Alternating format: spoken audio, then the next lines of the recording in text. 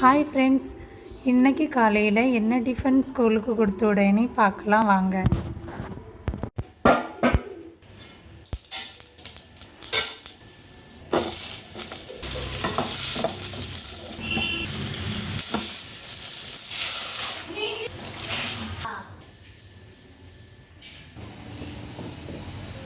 நல்லா கொதிச்சுட்டு மூடி போட்டு மூடிட்டு ஸ்டவ்வை ஆஃப் பண்ணிடலாம்.